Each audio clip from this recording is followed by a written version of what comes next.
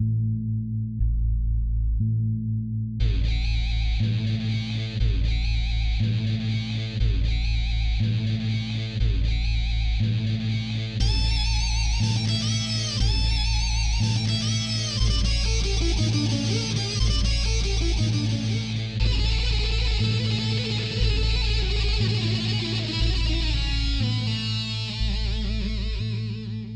everyone. We're back. It's the Beyond the Rabbit Hole podcast with Ken and Doc, and there he is on the other side of the screen. How you doing, buddy? I'm doing great.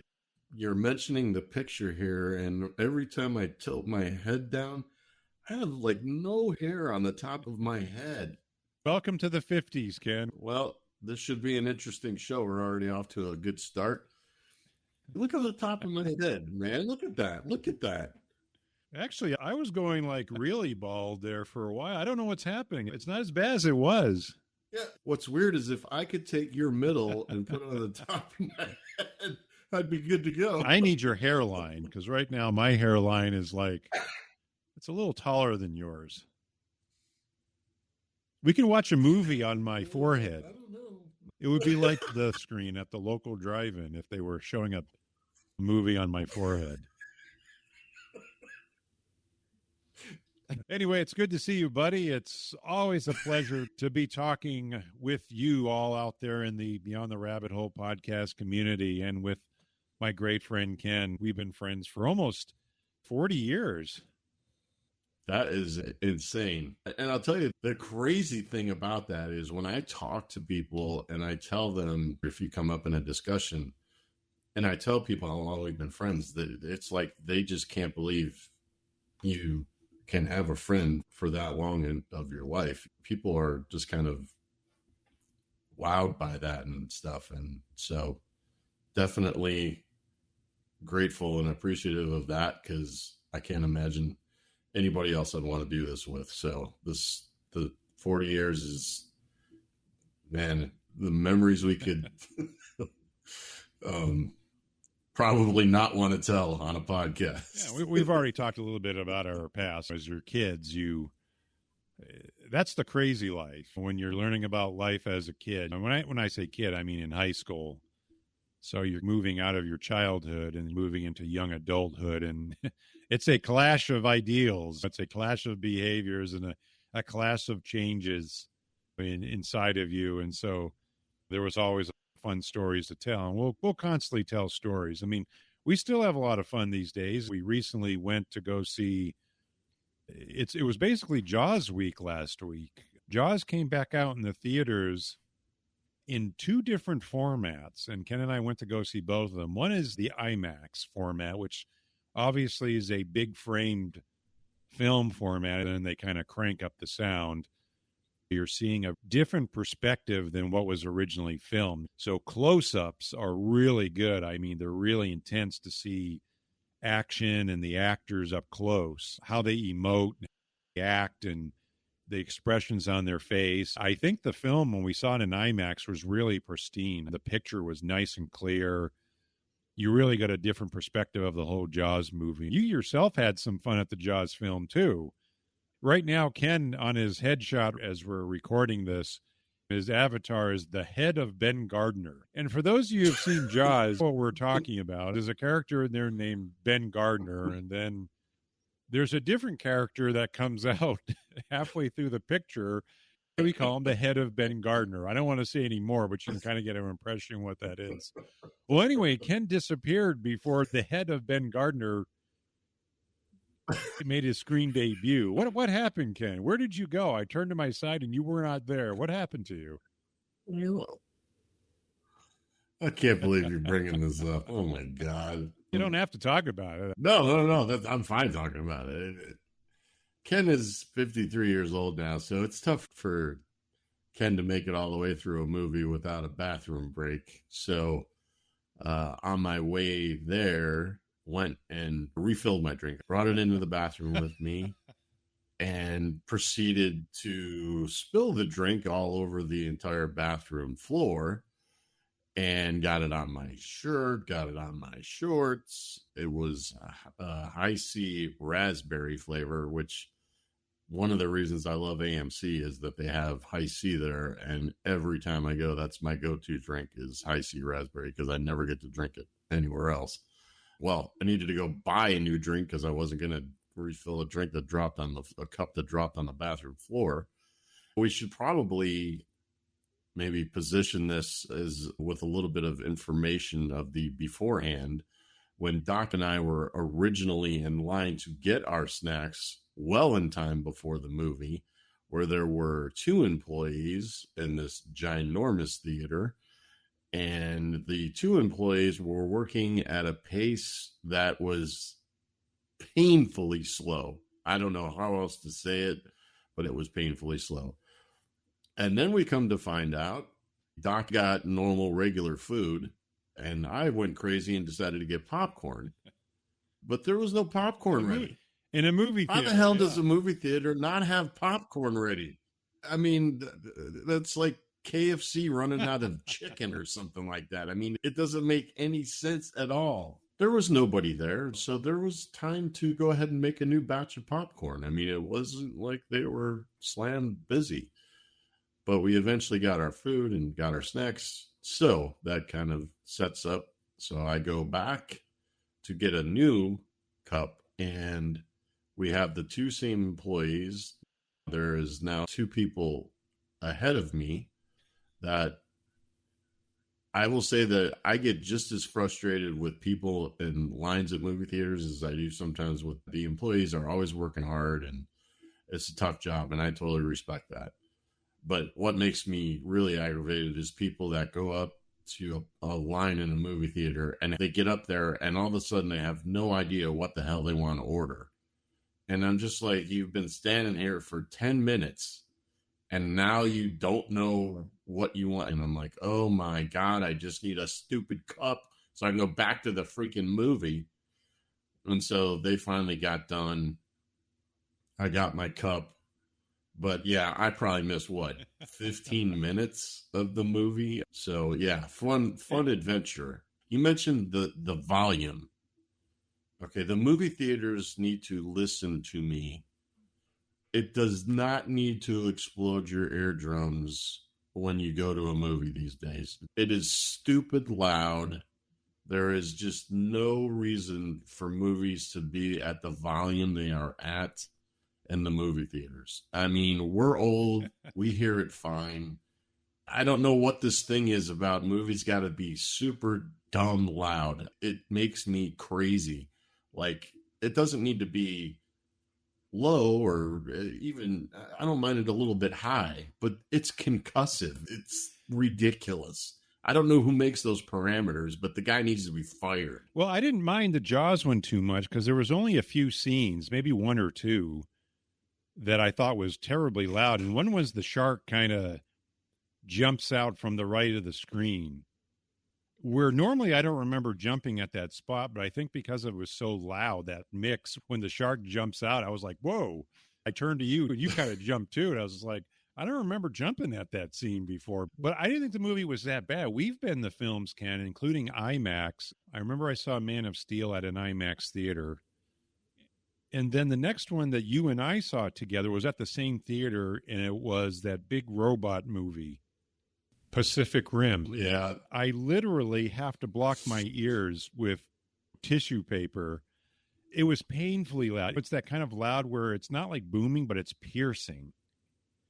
And your ears hurt. Yeah. They literally hurt after a while. Why do you need to even do that? I don't understand it. I'm kind of cautious now when I go to a different type of format movie. Do you think that you have to crank the volume to a point where your ears start to bleed? I'm like, that's not that enjoyable.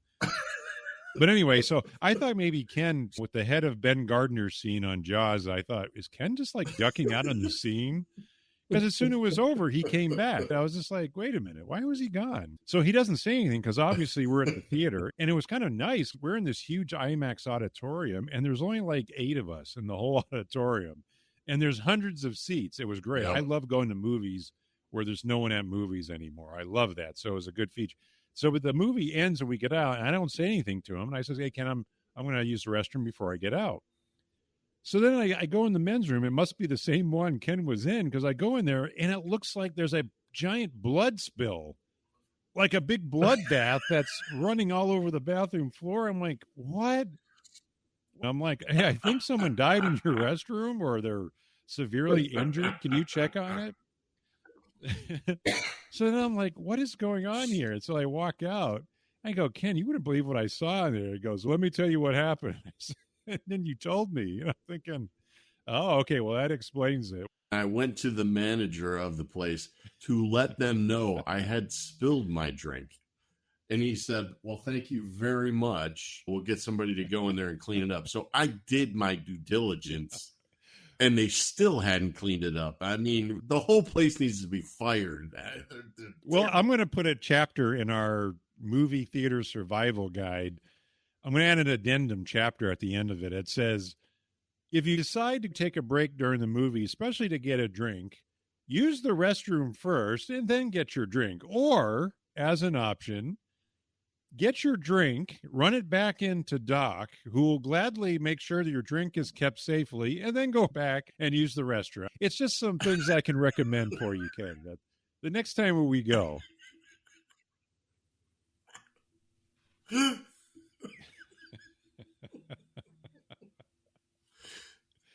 I mean, just ridiculous. I'm going to do a public service announcement, actually, since we're talking about this. If you go and you see a movie in Dolby Atmos, you better bring earplugs, take some Advil, wear protective gear.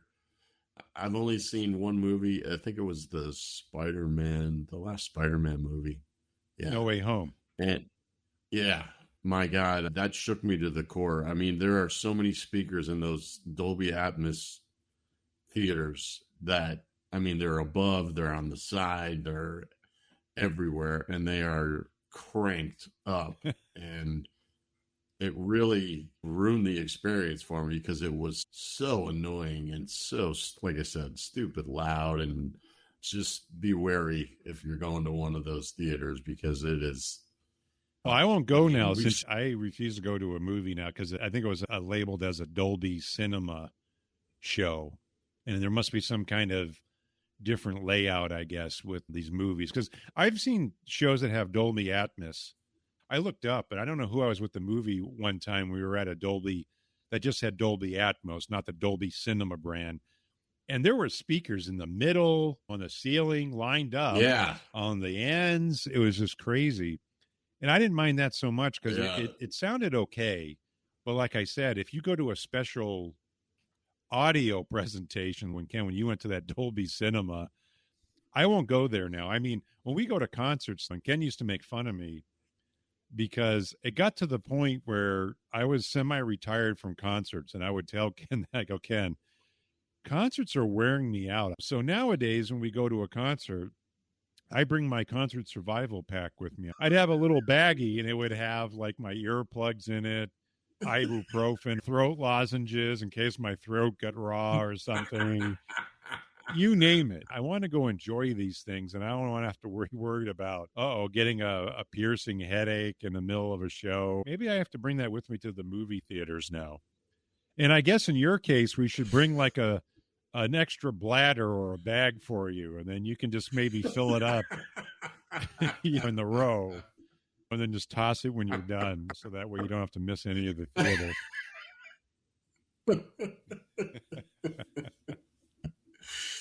Yeah, we're a hell of a team. I mean, between Doc's bag of goodies and my bladder, good Lord, it's a wonder we can do anything anymore. Your bag of goodies is legendary. People love seeing what you're going to pack and what's going to be in the bag. At some point, I'm really hoping we're somewhere and you get patted down or whatever, and they make you show them what's in the bag.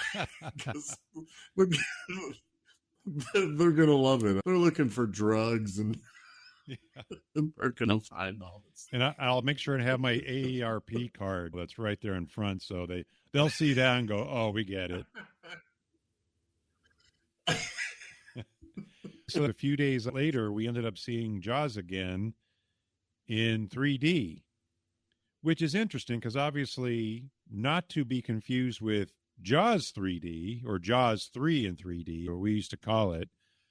That film came out and it was actually shot in 3D, and it was about the killer shark who ends up finding its way into a SeaWorld type of amusement park. Now, this one is the original Jaws, the same movie we just saw in IMAX. And they actually did a conversion. I think the company was Stereo D, and they convert non 3D films. 3D films used to have things that would reach out or come out at you. And one of the best versions of that was Friday the 13th, Part 3 in 3D, which I actually saw in the theaters and a long time ago. Rated R movies were very specific about not letting anyone under the age of, was it 6 or 18 without a parent or guardian. But I remember going with a friend of ours, Ken, his name was Roger Walter, who had passed away a few years ago. And so we were in the 8th grade, I think, at the time. And they were really stringent about getting in. So we went with this guy who was also another 8th grader named Chris.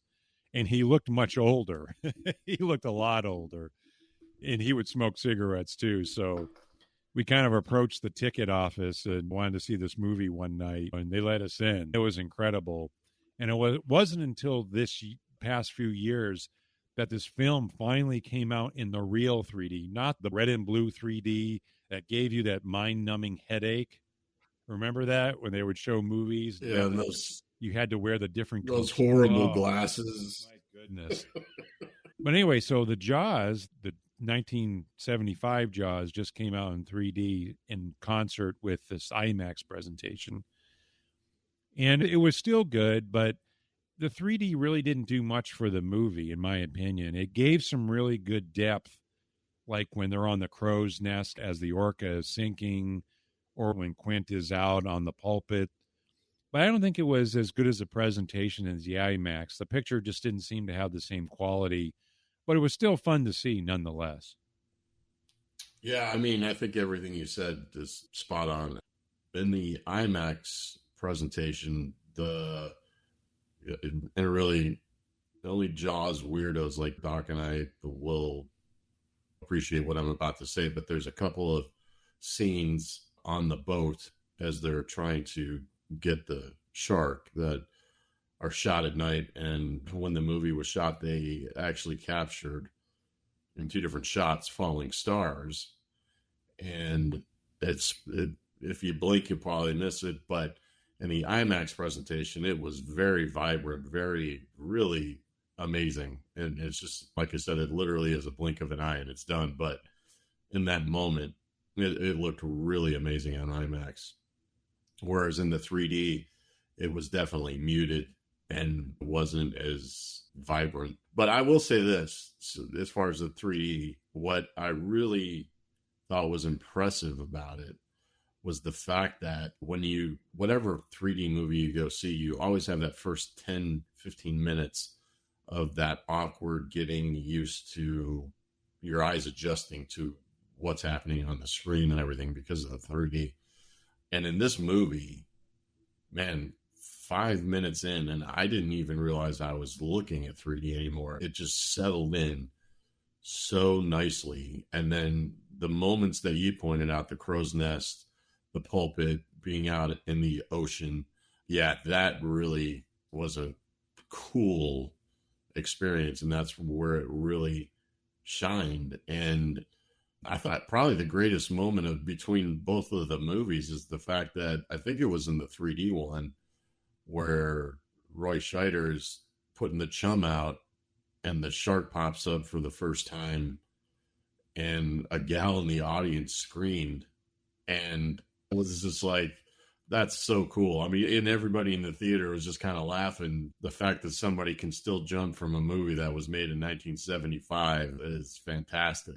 So for a movie from 1975 to bring in $3.5 million on special showings that were maybe once a day at most, I don't think they were doing multiple screenings per day.